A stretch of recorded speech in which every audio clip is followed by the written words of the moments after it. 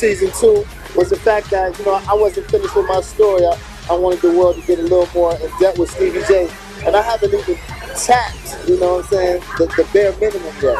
So we got a lot to go. The show, you know, it kind of brought me to the mainstream again with the youth, because all my hits were like in the 90s and early 2000s. So it's like at the end of the day, I'm working on a whole bunch of projects right now. I'm working on my new artists. I'm just finishing that my project, you know. I'm working with Timberland. I'm working with a whole bunch of people right now. And I'm excited, man. It's a blessing. You know, a couple empty seats was on the bus, so I had to fill them up. That's what I have in store for season 2. It's going to be incredible. You know, a lot of heartfelt things going on, a lot of intermingling with the cast, and, you know, I'm looking forward to some great numbers, God willing. I mean, you know, at the end of the day, when brothers argue, you know, they want the best for it. You know, I want the best for my brothers. He wants the best for me. So at the end of the day, it's more or less like, just support me, you know what I'm saying, and whatever I want to do, and I support you in whatever you want to do. Don't tell me I should do my shit. I won't tell you I should do your shit. And we're just going to be brothers. That's how brothers do. I definitely believe in Jocelyn, you know, to come from where she come from, you know, to just be a dancer and didn't know anything about music. And I just put her in the studio because I knew what she looked like. It was awesome, and I believe in her, and she will do well. Well, you know, since I'm the flyest nigga from all, Stevie J, you watching stuff fly people like. Tune in. With the success of season 1, the goals for season 2 are to make it out without being a villain. That's really it, because you really don't know how the editing on something is going to go. I signed to Warner Brothers, but then a week later, I got put on Atlantic. So they merged all the urban artists over to Atlantic. But it'll be a single out, they said around May 7th.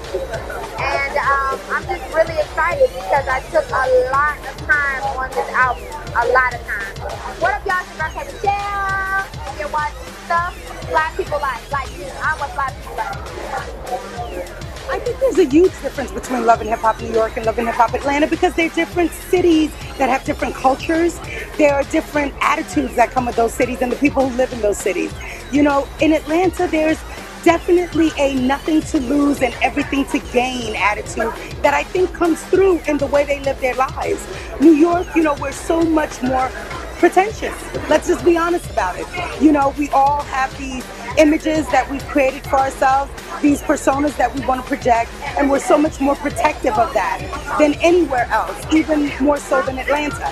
So I think those two distinct traits are exemplified in the shows and in the people on the shows. And I think that that's what people love about them.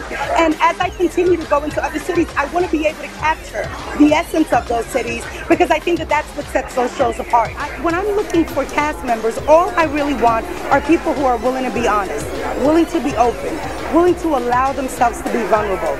Again, not such an easy thing to find, especially when you're doing it based on, in this culture, in this hip-hop culture, because a lot of it is smoke and mirrors. A lot of it is putting up a facade so that you can give the appearance of more than you actually have.